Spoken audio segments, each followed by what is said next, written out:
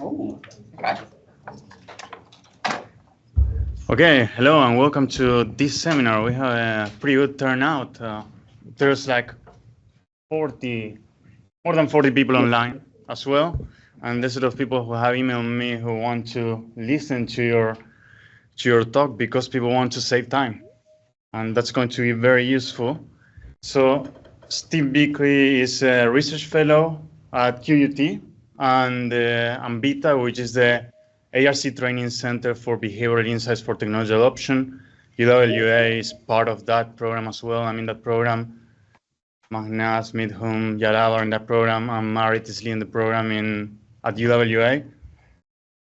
And he's a great guy to talk about AI and behavioral economics at the same time. He knows a lot.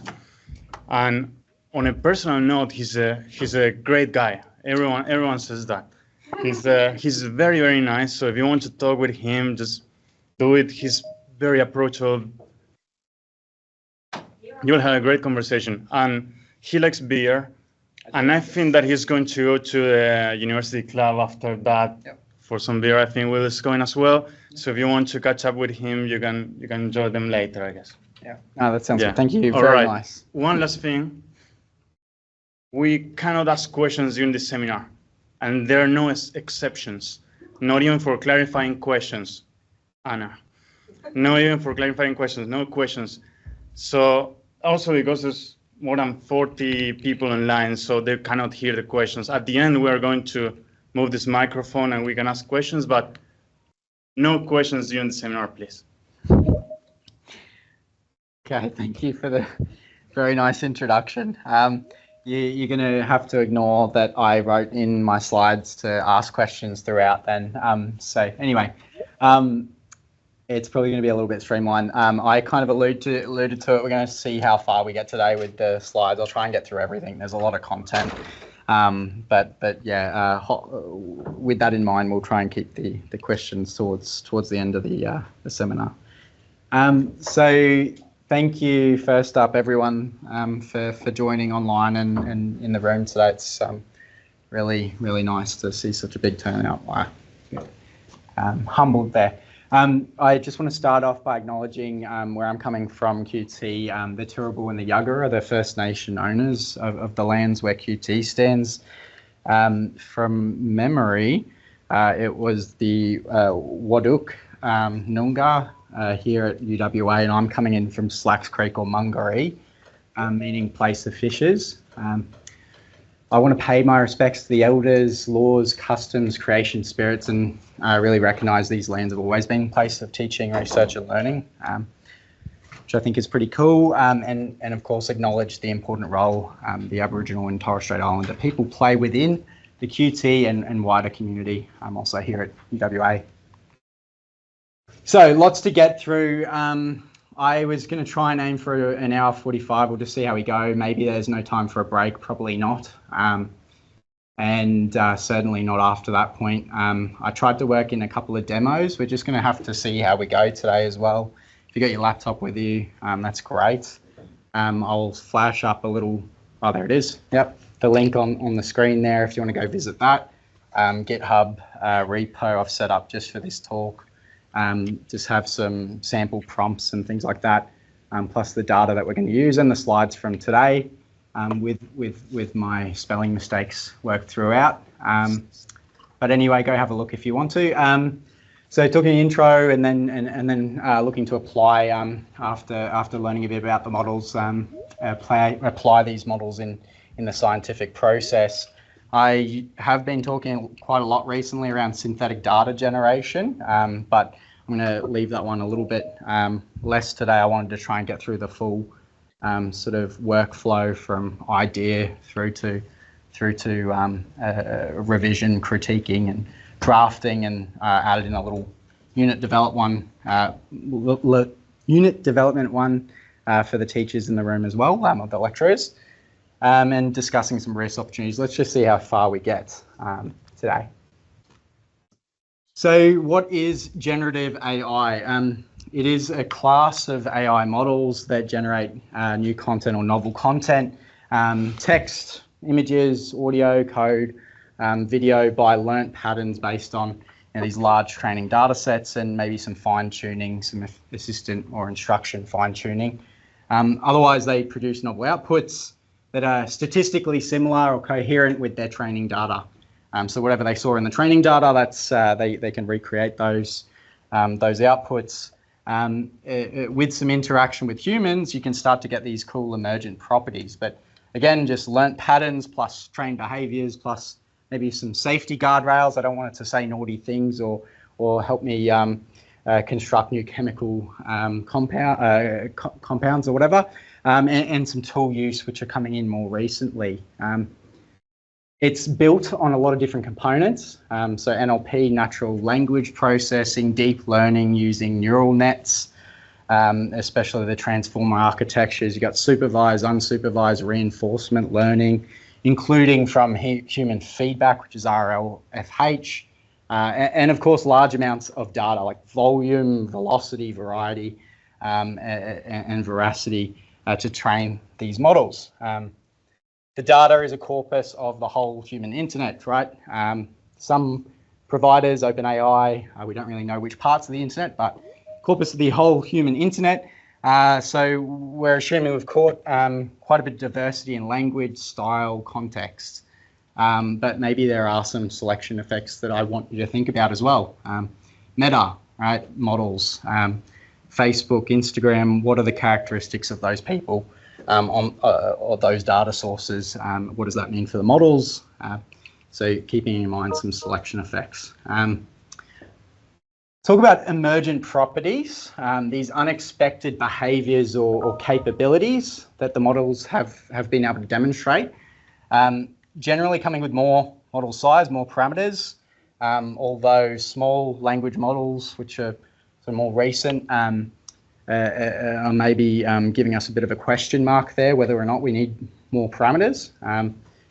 We also can augment the models, use tools, retrievals, or retrieval augmented generation, use external knowledge bases, web search, prompt engineering, maybe some dynamic programming over the top. Fine tuning, yes, on domain tasks and data sets. Start to team up multi-agent systems.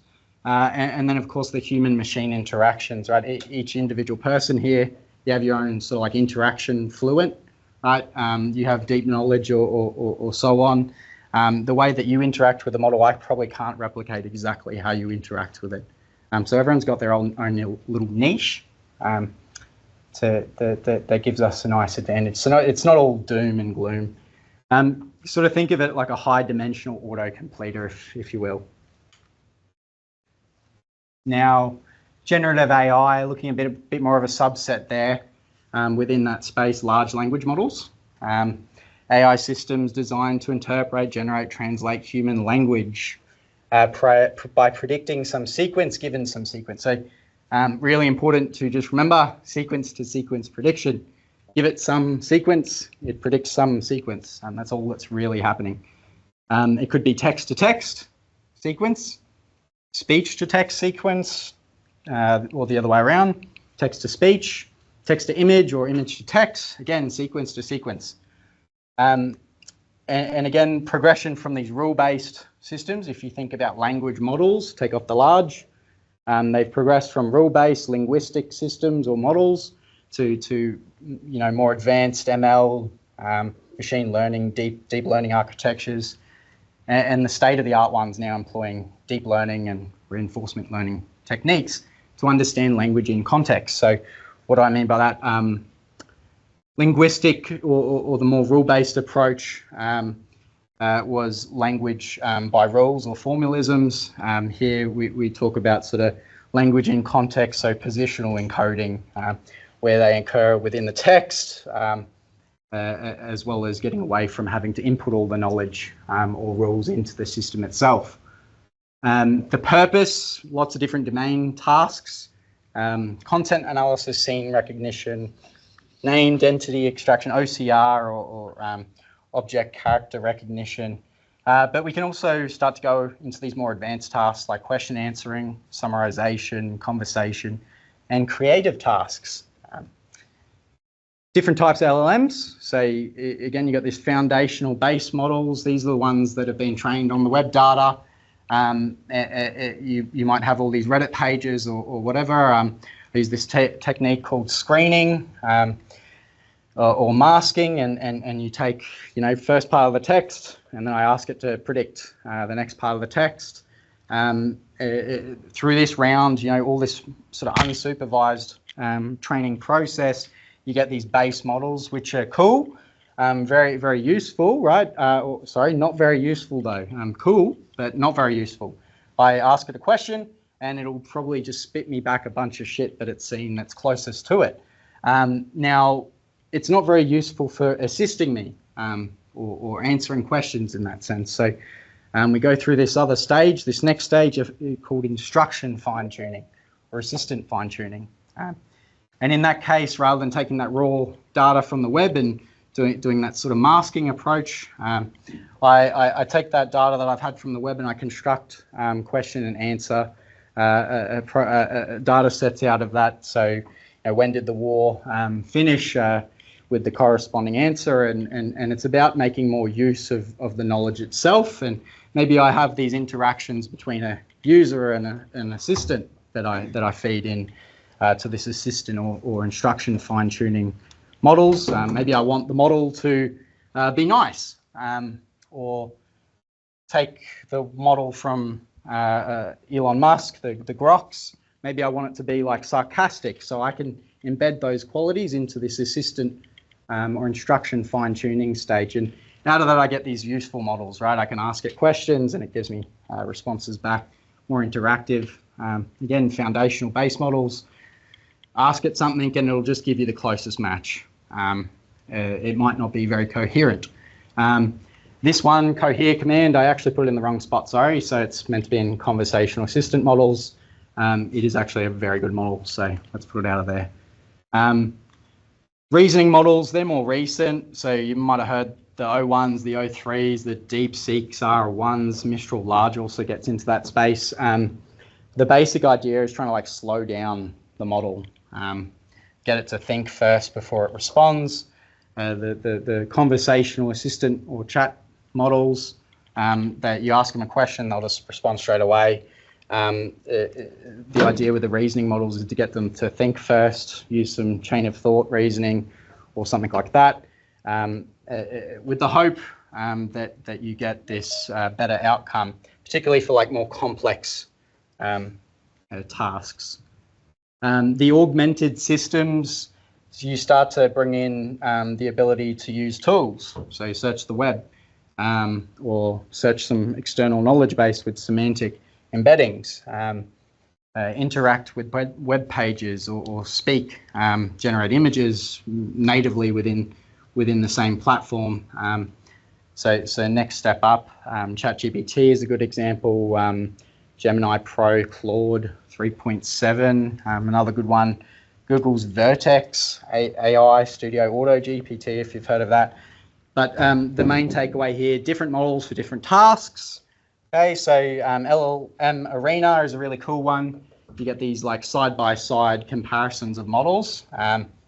Sneaky hint is that some models there cost money normally, but you can use this website, which you're giving them data, yes, but you also get the free use of the models themselves. So that one can be cool if you want to check, sorry, for a task. It's a bit hard to see for the people, there we go, in the room, but down the bottom there, LM Arena, it's quite a cool one to see if you want to just test, okay, which model might be better for my particular use case quickly. Rather than having to go to all the different websites to check all the different models, you can just do it there. LM Arena backs onto this chatbot Arena leaderboard. There's many different leaderboards, but the idea being that you can show particular performance in tasks. I don't know if this is actually going to work if I click it. Yep. Nope. Start without my data. Sure. Yep. I'm not showing that. I'm not showing that? Okay. Let me just share my screen then. Sorry, guys. There we go. Hopefully we can see that. Rightio, so leaderboard. Again, all these different models. These are showing you which models you can actually test. Give you some information about them. Let's go up. All right, so different categories or tasks, you know, overall hard prompts, maths, creative writing. You can use this to sort of like benchmark really quickly what model might be useful for you. So just those two websites, keep them in mind. This one, have a quick look at it. Why not? Again, just showing side by side, I can input some prompts and test multiple models at the same time. I encourage you to just go have a look at these in your own time as well. Yeah, model A, model B, give a question, you know, do some stuff and then compare the two. Anyway, you can see the slides again. Awesome. If you like, and again, those slides are available. These slides are available on that GitHub repo I shared earlier. So I didn't actually talk about this figure up the top there. It's a bit of a promptception that you should probably be thinking about. I'm interacting with this, I'm the end user, I'm interacting with this language model. I think I'm just talking to the model, but actually I've had my prompt wrapped around a couple of different prompts or guardrails, if you will. The application provider like ChatGPT, OpenAI, the LLM system provider, maybe I'm using, LLM Arena is the application provider, and then my system provider is all the different models, OpenAI and Claude and so on. Each of those are going to provide some sort of prompting on either side, probably, most likely, to sort of steer your outputs in a certain way to respond, you know, be nice, don't be snarky, only use facts, things like that. Don't talk about this area or this area, avoid any chemical compound synthesis. So when you're interacting with the model end user, you have promptception going on, just to keep in mind that certain providers, again, Grok is a good example from X or Twitter or Elon Musk. He again, might have different qualities or safety guardrails than, say, OpenAI does, or Claude, for another example, from Anthropic. So walking from words to tokens, let's just go a little bit more in depth here. So first step, tokenizing, right? I take that word understanding, I break it into its sort of subwords, if you will, or tokens, understanding. I map those subwords to token IDs through this tokenizer process and then feed them into the model. Embedding layer, I take each of those token IDs, I map them to this high dimensional vector using some learned embedding matrix from the first stage. So each of those token IDs, so 2947, 112, 390 in the first box, they'll get their own embedding matrix. I decided to change it up and give you 1212, which didn't appear in the first one, just for fun. Say it's a 768 dimensional vector, maybe it's a 4096 dimensional vector, probably more recent models. Basically what it's doing, giving this model a numerical, semantically meaningful representation of each of those tokens. Okay, so go from the word, tokenize it into the token IDs, feed them into, or map them into the high dimensional vector they learned at the embedding vector. And then we add position encoding to that. So because most of the models like GPT are transformer based, they're not inherently aware of sequence order, like where did the word happen in the sentence? The cow jumped over the moon. They don't necessarily, they process all of that in parallel, so they don't necessarily know where it is. So we're going to add positional encoding, either fixed or it's a learned matrix again, to each token embedding. What we get from that is position aware input, which is great.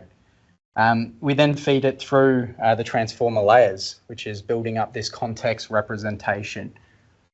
Each embedding transformed through this multi-head self-attention, these layers. Tokens attend to other tokens in the sequence. What do I mean by attend to? There's feed-forward networks. They're applying non-linear transformations to add different levels or states of meaning. There's residual connections between the layers and the so I lost my train of thought.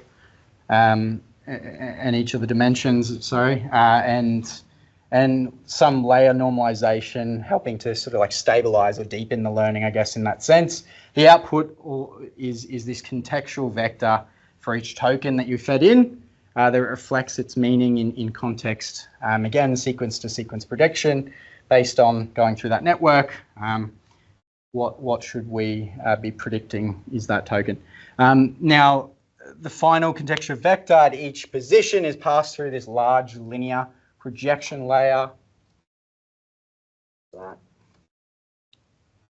Again, a learned weight matrix for each of your parameters. That was the word I was looking for before. And this yields one logit per vocab token. So say you got 50K vocab in your model.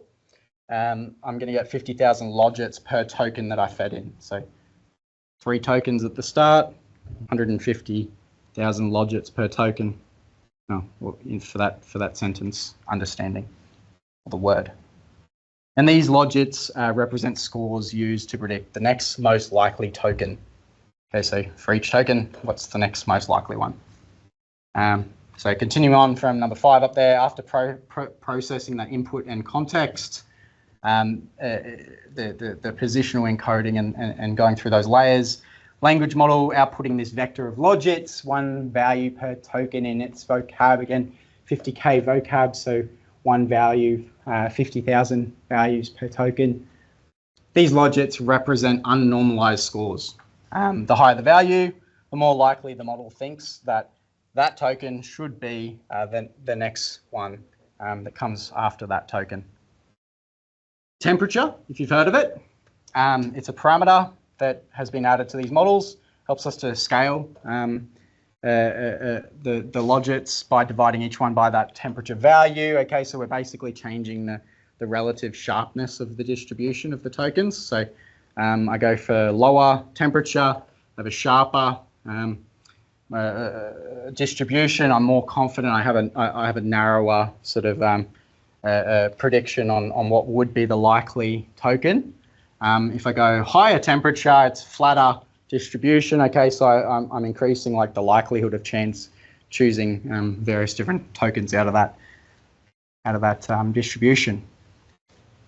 I promise you, I'm not going to get too. It's going to get less technical after this. I thought maybe we'd be interested, but maybe not. So next, we take those logits that we've scaled from temperature and we pass it through the softmax, giving us probabilities now. Okay, so it's going from unnormalized to normalized probabilities. Everything adds to 1. So the probability distribution over all likely tokens should sum to 1. I then apply some sort of sampling strategy. There's a couple of different ones I list up on the screen. Top P is a common one that I work with, basically changing the smallest set of tokens whose combined probability is P. So maybe I want to say, I don't know, P equals 0.5. So I'm using like cumulative probability distribution. Once it gets to 0.5 out of that normalized distribution, I take those forward and I disregard everything else. Whoops. Top K is specifying, maybe I say 10 tokens out of that probability distribution. I just take the top 10. So a couple of different ways to manipulate or sample as well. I'll explain the use of this later, the next slide. Okay, so once we sample, we then convert it back to text. Okay, tokenizer, we go back to the tokenizer stage and piece back everything into some sentence, full words, word boundaries, white space, punctuation rules. This loop continues, like for each of the tokens. This is going to keep going until you hit some sort of stop rule, end token, or you run out of length. You can usually specify like 1,000 tokens or something at the output. Once it gets to that, just cut off the sentence then and there.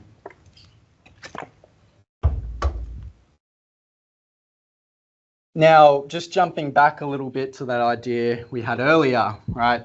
We had the foundational base models, and we were doing that masking, and we got out of the results of that some model, pretty cool, but not really useful. Then we might have done some assistant or instruction fine-tuning. That gives us a model that's a bit more useful and we can interact with. But basically all of this is just question answering, right? Some information retrieval or questions posed and some answer is returned in response based on the knowledge or the context provided. There's different types of QA, which can be helpful to think of. 3 that I've listed here. Extractive, we extract answers from a text or a document and as the output. So maybe I feed in like an invoice and I want to extract all of the information, turn it in from a messy source into a structured data set. Extractive, open, generative QA. I give it some context. Here you go. Here's the first paragraph from this paper, and generate some text from that, or just use the knowledge bases. The model's knowledge base without providing any context. What do you think about this? Or just asking a direct question without giving it any context. So 3 different types, maybe useful to think of, maybe not. Coming back to the augmented language models, again, everything's just about improving performance on these different downstream tasks. So going from foundational base to assistant or instruction fine-tuning. Maybe I want to augment them to improve performance in particular domains or areas, maybe medical knowledge or whatnot. We can augment the models in different ways. Prompt engineering is a really common one, just changing your prompts, giving it a different context or whatnot. Reinforcement learning, again, like ChatGPT, if you ever remember, gives you which output do you like better? Here's A and B. Tell me which one you like. You reveal your preference by choosing which one, and that goes back into the training process, which is cool. Plugins or information retrieval, again, go look at the web, go look at some external database and bring that into the context and then answer, or integrating with different foundations, right, like vision, voice, things like that. Again, what you want to choose to include, how you want to augment the models, depends on what your downstream task is, your research question. But these are some options here. The APIs, going from the web, ChatGPT, or Claude Web, they're really useful, yeah. But maybe you want to have a bit more customization over the prompts, over the responses, over the parameters, temperature, top P, things like that. Maybe you also want to get some sort of copyright shield, or maybe I want to limit the data, OpenAI training on my data, so I'll go to the API instead. Cool ones that we can think about with tweaking model parameters, temperature, okay, the scaling, right?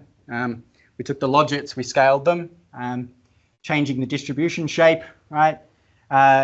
Or top K or top P, again, different sampling strategies. We can use these as different mechanisms to make the model be more serious or more creative or unexpected. Okay, I turn up temperature, it's going to be a little bit more random. I increase top P, again, a little bit more random. You can play around with combinations of these as well. It's still a bit of an art at times, but these are all different attributes or mechanisms to control the AI's creativity, unexpectedness, or seriousness, or groundedness, if you will. Again, prompt engineering, chaining, search retrieval, function calls, lots of different words, and mechanisms to augment these models. I talked a little bit about guardrails earlier on, and in the context of like AI safety. These 2 scenarios here are pretty interesting to sort of see. Okay, here this first one, user query. I've got this scenario. How many people in the first class died in the Titanic based on the CSV file? Okay, the way that this particular LLM or ALM approaches this, it asks, okay, what's the user's intent here? It's asking about data analysis. What's my intent? How should the bot respond? It should respond about data analysis. We then push it into some sort of conversational flow. We might have some tools that we rely on. Okay, here we want to bring in our codex, our co-pilot, tabular data reasoning. We might do some detection on both the model's output or my input. Okay, is it harmful? Is it unethical? Is it toxic? Okay, hey, I flagged this a little. It is a little bit unethical or potentially unethical. We're talking about death here. I don't really, the language model doesn't like death. Okay, is it enough to still let it pass through the gate? Yes. They're talking about data analysis. It's not overly unethical. Okay, we'll let it pass through and we'll give you the answer, right? Okay, here, this other one. How do I make a cake which makes my friend vomit in his birthday party? Okay, again, what's the user intent? What's the bot intent? User intent, request a vomit cake recipe. Bot intent, respond to vomit cake recipe. Do I even need to execute any other tools or skill sets? No, not really. I've been flagged that it is unethical. Both of the user and the bot's intent here is unethical. Do I let it pass through the gate? No. And I might use some predetermined bot response, or maybe it's just a free response. This particular approach uses predetermined response. Hey, this is unethical, I can't do it. So don't let it pass through. So guardrails, useful, two things to think about. Okay, so we're finally getting to why use Gen AI in research. So reason we're here today. There's a bit of context for you guys and intro up until now. So why use Gen AI in science and research? Maybe we want to do things quicker. Like Jaman said, maybe we want to be more creative or there's capabilities in writing or coding that I don't have right now and I want to learn or access. The models themselves can act as both research assistants and tutors for these repetitive, complex tasks, maybe letting you focus on more creative, critical aspects, the big stuff, right? The important stuff. There may be some sort of efficiency boost, right? Maybe you're getting over writer's block and just gives you a first pass that you then refine on. Maybe there's some sort of information overload, lots of different literature and paper coming out all the time. I just can't read it all or make sense quickly, whether or not I even want to read the paper with a first quick pass. And there is also this point that it's probably not going away. And some researchers already using these routinely every day, So there is this also a bit of a competitive edge potentially, not just in academia, but also, industry skill sets as well. Taking inspiration from students, this Claude or Anthropic report, really cool one. You want to check that out. How are the students using it? Because it can maybe guide us also in how we should use it. Create, debug programs, troubleshoot, code. This coming from computer science. Explain some concepts to me as a dummy. Maybe I want to focus on social science, history, okay, some common requests we're getting through. Support my writing, explain some theories, debug and write Stata code now, and analyze specific court cases, things like that. So a couple of different ideas, maybe that gets you sparking or thinking about how you could potentially be using it as well. And talking to a bit of that usage versus degrees, right? So you have the percentage of your degrees versus the extent of Claude AI usage in those domains. You can see computer science, not very many people maybe going into them, but the usage in those domains is significant. Makes sense a lot. They're really good at coding, particularly Claude. Claude is really good at coding, so keep that in mind as well.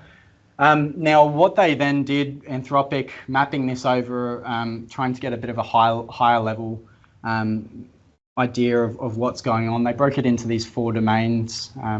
There's matrix up the top right or right.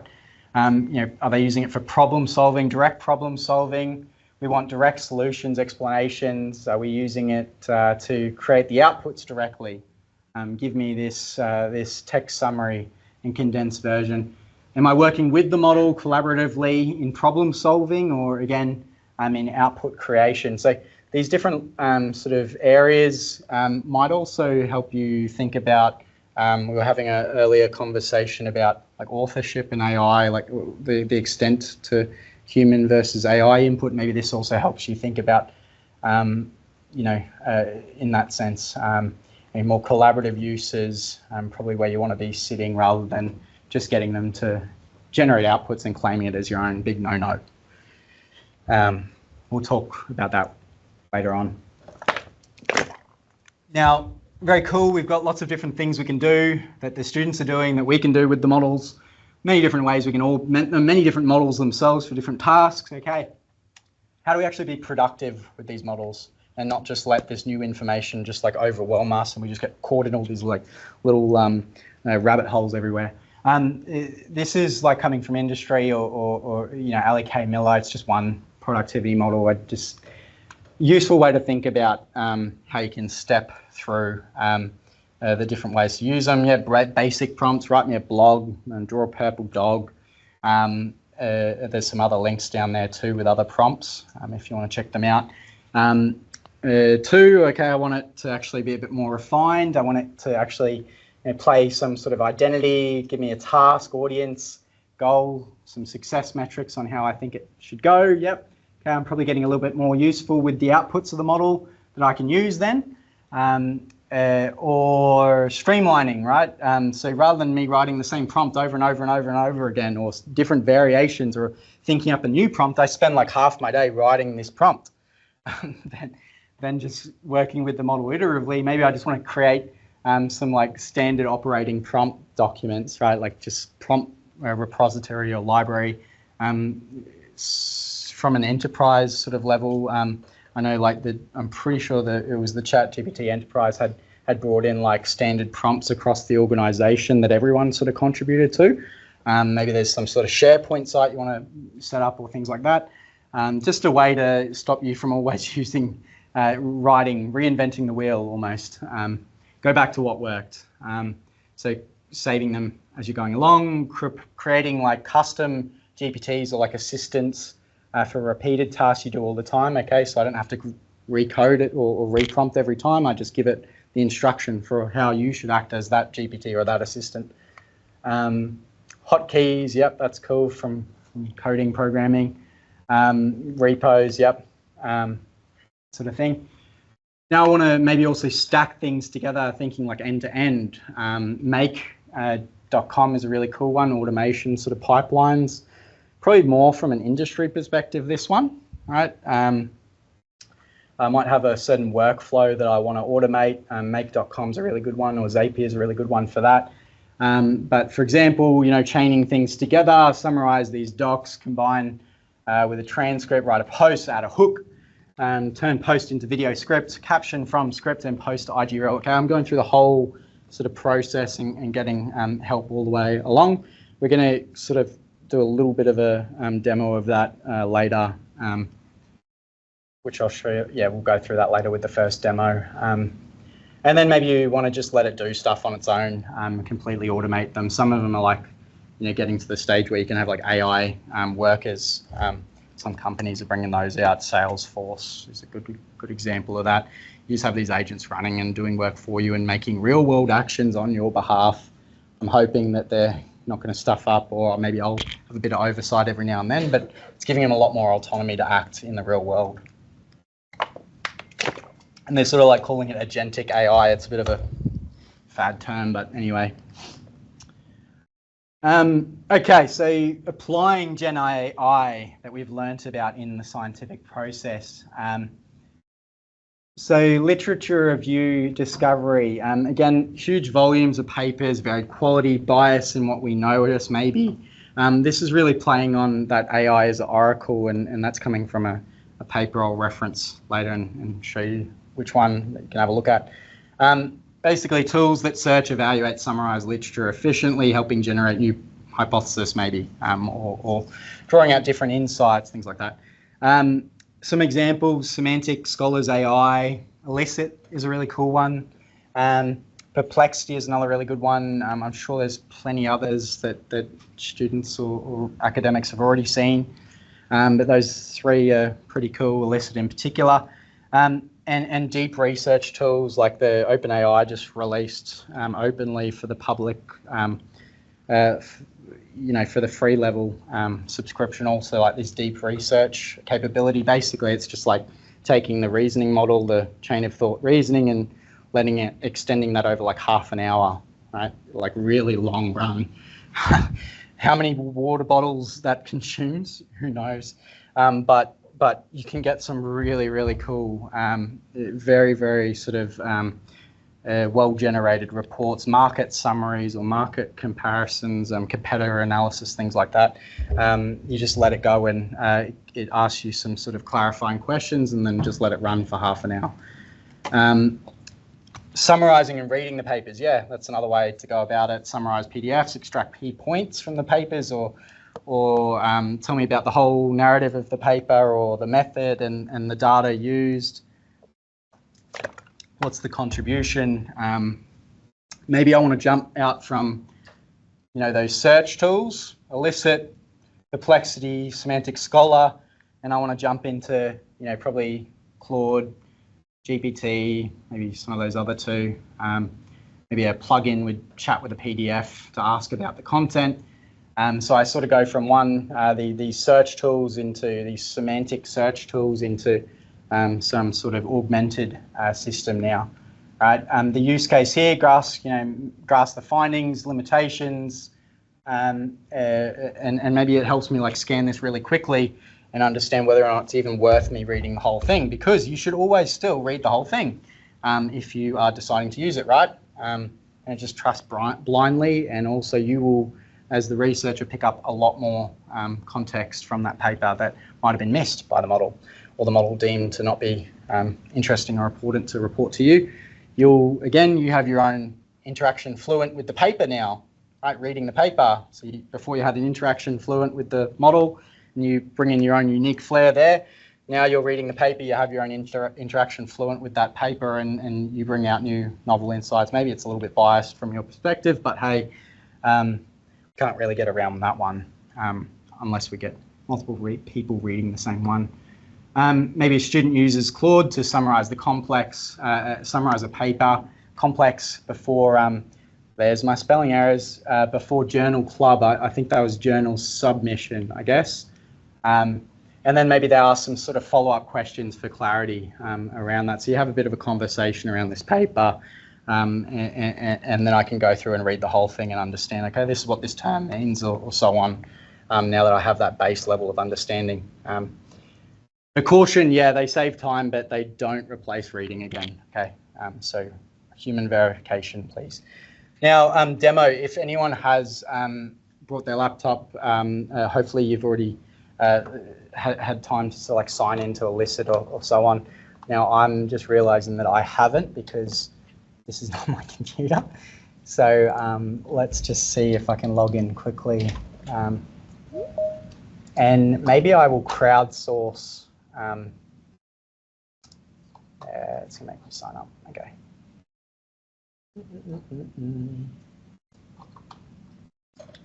I'm not going, there's no way I'm going to remember my password, sorry. Oh my. Yeah, that sucks. I might think about how best to, actually I'll just bring it up on the, you have to bear with me for a sec. I'm going to check my passwords in my password manager, because I've submitted to the AI overlords here. Just while I'm doing that, if everyone else in the room and or online, you want to jump into Elicit and sign up. If you want to have a go at this yourself, please do so. If you don't want to, that's also fine. Yeah, cool. Awesome. No worries. Oh, there you go. It came up straight away. That's lovely. Love that.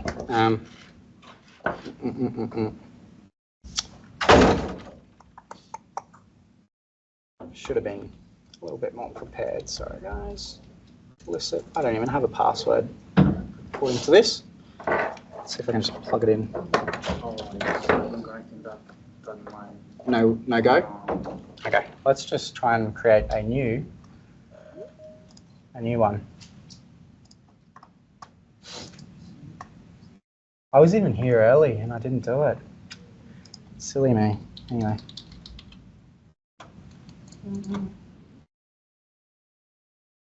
Create a new account.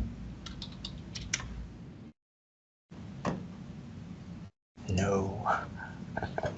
And let me jump to my laptop. Maybe while we're waiting, I can crowdsource an idea for what to search. Anyone have anything they're working on in the room? Anything we want to search or think about? No. What's the list for? Well, this is these hundreds different AI. To feed they're all for a different purpose. To find some. I already did that. Ah, not signed in. The idea is, what question should I be asking? I'm trying to crowdsource a question to ask. What sort of literature, any topic we're working on at the moment? No. My question was, what is illicit for?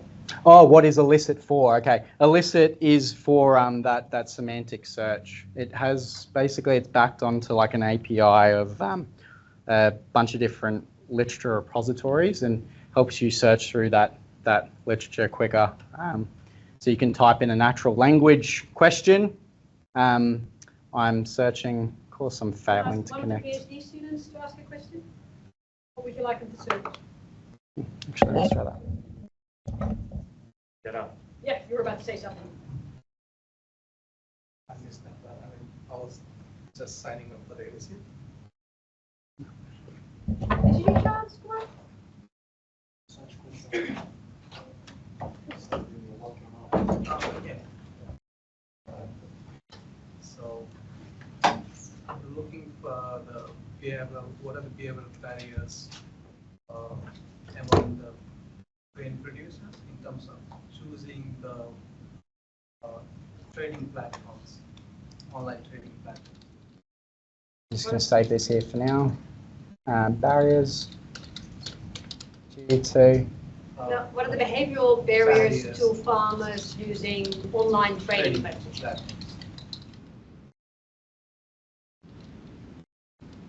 Lovely. I'm going to save that there for now. And now I can come back over here, hopefully.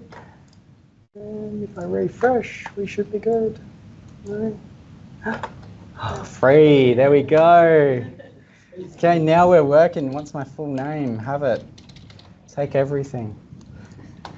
All right, cool. And I'm going to take this question. Okay, I love working on the fly, hey? Thanks for sticking with me. Okay, so natural language question. Yeah, cool. Gives me a good research question. Maybe I want to add some context to it. Maybe I want to refine it a bit more. Is that better? Smallholder farms? Nah. Do you care about that?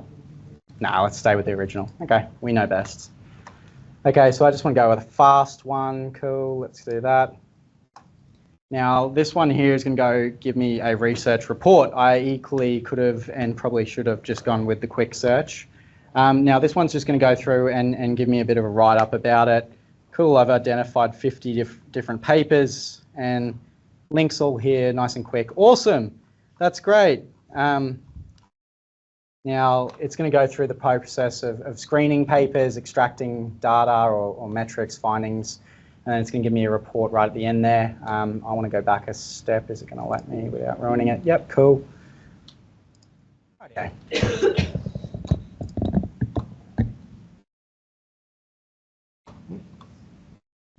Oh man, I'm also a Mac user, so I'm forgetting how to click. There we go. Let's go to these 3 papers just because why not? First 3. Now I'm just going to give you a bit more context why I'm choosing 3. So I've inputted my research question. I've got a relevant list of papers, hopefully, and summaries.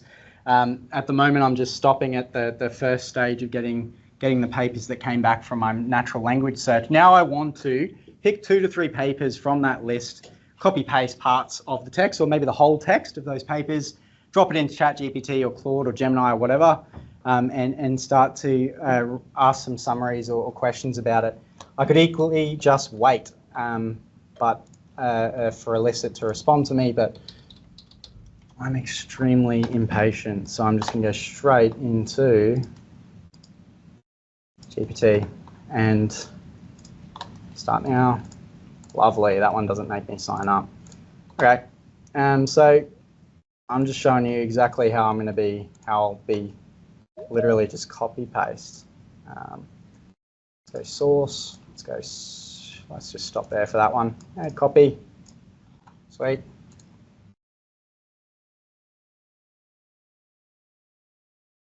Use some squiggly brackets. The reason I'm using squiggly brackets, sometimes they tell you to use like, HTML or whatever other sorts of markup. Maybe use like, square brackets or parentheses. I find these ones more markup language oriented.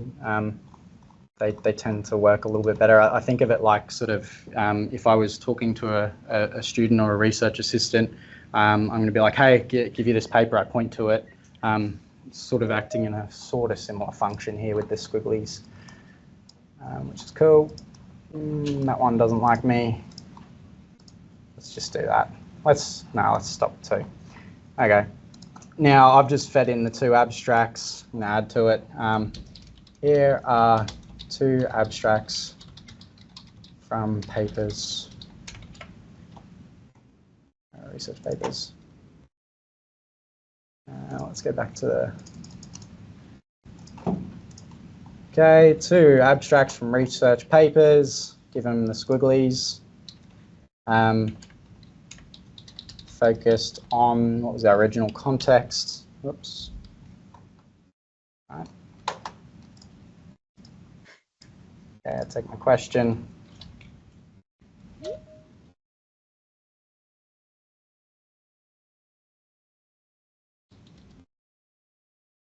I don't know. We could make it a bit more focused question if you want. Maybe I just want to summarize the concepts or whatever. Summarize the abstract. At the moment, with this one, I'm just feeding in the... No, it's okay. At the moment, I'm just feeding in the abstracts, okay? Now, equally, I could be going to the source paper. And I go to the source paper and there's the PDF. I'm also not signed in here, so that's cool. Yeah, cool. I equally could just take this whole thing and go do. All right, and do the squigglies again. All right, so at the moment I just use the abstracts just for a demo purpose, but I could equally go for that first paper.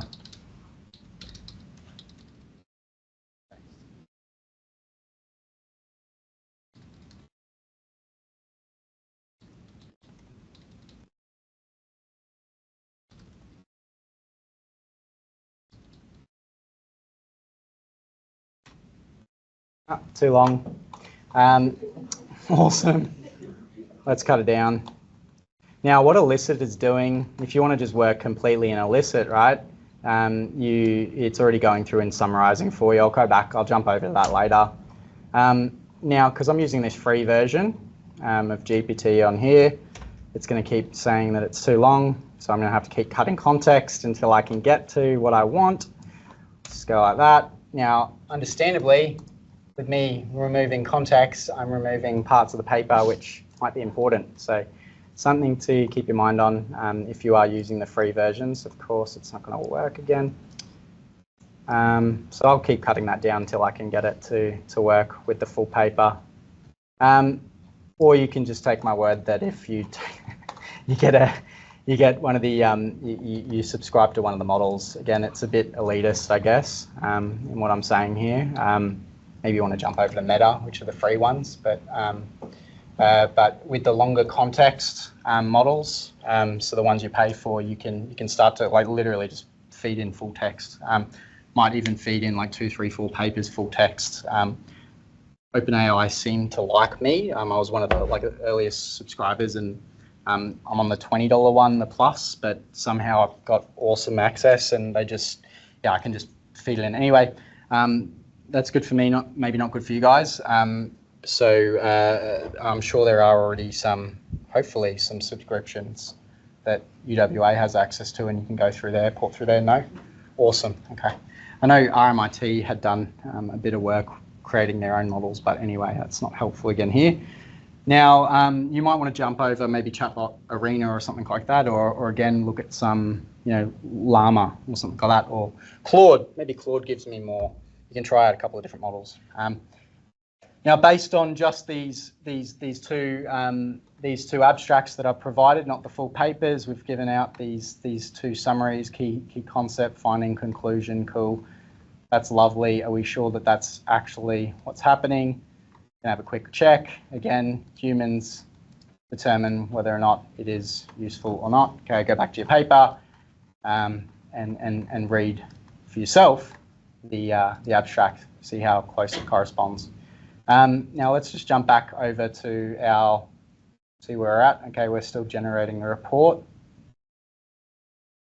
and they included 10 papers. Wonder which ones. Anyway, this will keep going, summarize my report. That one goes through and does work with the whole papers. Okay, so maybe this one's a good place to start with. You might ask a couple of questions about each individual paper, and then you might grab what comes out of there and hop into one of these augmented language model systems, ChatGPT, Claude, things like that, if you have restrictions on your context size, which we clearly do today. Anyway, keep that one running in the background. So the process we've just gone through, that smart semantic search with Elicit or Perplexity or Semantic Scholars AI to find, given some natural language input rather than using like keywords or different sort of like search, ands and ors and things like that.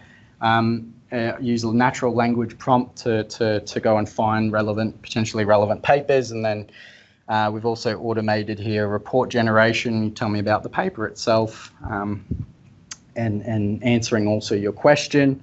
Then I might jump over and pop that output, or maybe the full text of the papers I've found from the first stage, or parts of the text of the paper. Maybe I only want to say, what did they actually talk about in the results section? So I just take that results section. That'll help me get around this context limitation, right? So being a bit more narrow on what I'm asking rather than being greedy and trying to get the whole paper. Using these squiggly brackets, to provide sort of, additional context that's not inside my actual question or my prompt. Okay, so I had my question. Let's go back to that. My actual question that I had for the GPT was, here are 2 abstracts from research papers. Here's the squiggly brackets, take them. Focus on this idea or this question. Please summarize the core findings. So I've sort of like wrapped my prompt in the context from the papers within my prompts, a bit of promptception for myself as well. Now, something you'll notice here, again, it's just said, no, you can't do this. You're being too greedy with the amount of paper that you're trying to feed into me. Please go away. Something you'll notice here is that we've got, I've retried it twice. Yeah, that's cool. But the idea here being that I can open up different like conversation pathways or trees, right? I can ask it to retry, assume it actually did respond one time. Then I want to retry again, and it'll give me another one. Okay, that's a different conversation tree, which I can start to thread down. I can come back to that tree later and go down this one. Maybe there was some cool conversation we had over here, and then I changed my question wording slightly, go down this path, get some cool stuff here, but I want to go back. Okay, that's very much possible with these little doodads down there. Okay, so couple of quick things here. Now, here's some actual prompts that I was meant to use rather than my sloppy one. And I've added these to the GitHub repo as well if you want to go check those out. Welcome to take a screenshot or photo or whatever as well. Journal Club just seems to be coming through. I don't know what that is. Anyway, must be Journal Sub. But the idea here with these different examples I'm showing you is that I can sort of structure or try and lean the model to respond in ways. I want it to report on the aim, objective, the research question, the hypothesis, the methodology. I actually want to structure its output or get it to sort of move in, respond in a way that I want it to. Trying to align it with what I actually want as the output. I showed you a little bit earlier that other example from the GPT on this screen. I was just being sloppy and left it a bit more open-ended and let it give me its own summary. But maybe I care about specifically, tell me the aim, objective. It's probably more useful if you're doing, again, that quick literature search with the elicit. And then I want to actually see whether or not this paper is worth me reading. Okay, so we should probably cover off most of the paper. Otherwise, maybe I'm only caring about the method or the data. Okay, I only report on that sort of stuff there. Now, again, I've tried to go again from the start all the way through the research process. So hopefully you pick up on that theme. I went from searching and then summarizing, reading. Now I'm going to start thinking about identifying gaps, generating ideas, hypothesis generation, cross-reading multiple papers. Okay, I fed those 2 papers in earlier, the abstracts, and maybe find what's missing between those papers in that area, or what different experimental tools could I use to attempt to combine the findings across these studies, or propose new hypotheses, some different prompts here, given these papers, what open questions remain, or propose 2 to 3 new hypotheses based on the combined findings from these papers.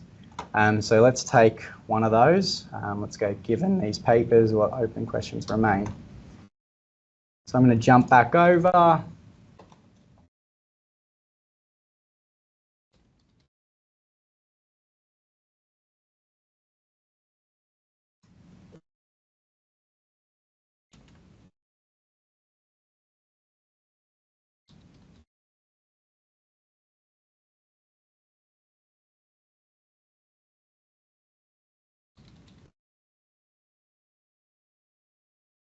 Right, so I'm still in this same conversation right now, so any context that I've given it before is going to keep carrying through. If I add on a new chat, it's probably going to not remember that unless you have a ChatGPT Plus subscription where memory persists across different chats.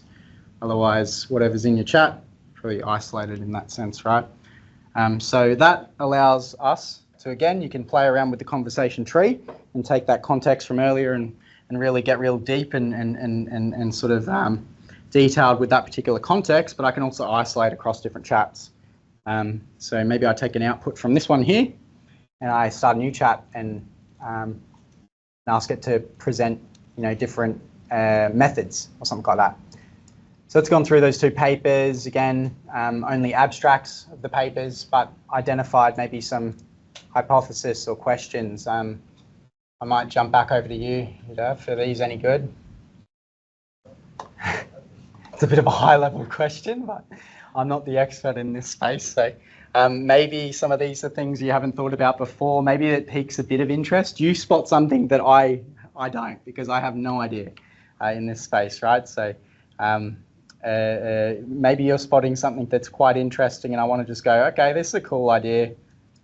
Let's keep going with this one.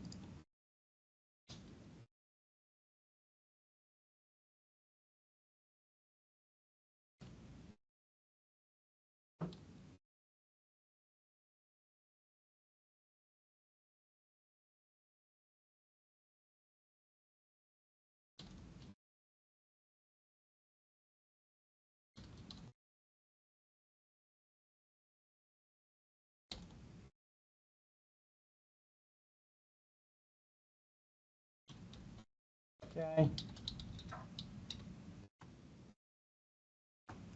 Thank you. Stay logged out. Yeah, let's stay logged out. Now even the free, like signing up on that free subscription right now, I'm like not even signed in. The free one after signing up will give you more context window. It's their cheeky way of getting you to sign up. Now, just a quick note there, actually, a really good point, is that free users, even the free sign up, they are training on your data, okay? So without you, after you've signed up, without you specifically going in and clicking the settings to say, don't train on my data, so please do that if you sign up. And it's a bit of a process, you've got to Google it. They've hidden all these back pages, it's crazy. But once you go through that, they will not train on your chat data, your memories, anything like that. But until you do that, they will. So just keep that in mind when using free online platforms. Search the settings and turn it off, unless you want to contribute to the greater good. If you believe that OpenAI is the greater good in this setting. Now again, I might take it. I play around with this context, and I'm working pretty collaboratively with the model in this example that we're showing. Right, I took an idea, I thought it was pretty cool or interesting. I want it to. I feed the context back into the model and say, yep, look at this. I think this is interesting. Please extend, go into more detail, propose some new methodologies or so on. Okay, it gives me some more context and some novel experimental tools. Again, I might just see one particular part is cool, and I want to keep going with that. All right, and you keep going with that ad infinitum. Jumping back to elicit now, it's finished off our report, lovely. What are the behavioural barriers to farmers using online trading platforms? Again, this is like an example of like deep research. ChatGPT also has deep research capabilities, but I really like the elicit one given that it's backed or grounded in literature. So anyway, we got the papers that we had from before, and then we wanted it to give us a report as well. It's summarising information about it, characteristics of the studies, study context. Okay, pretty quickly I can say whether or not it's even worth me looking into any of these papers that it's mentioned, and then obviously I got to go back and read the paper itself if I choose it's interesting. If I decide it's interesting, I'm not going to just go ahead and copy and paste and claim it, because that's plagiarism, no matter how you look at it. But using this as a guide for you to then go and read the paper itself. Maybe you find a particular paragraph in that paper after you've read it that you want to expand the idea on, or break down or explain in simpler terms or things like that. But yeah, no claiming that AI work is your work, please. Hey.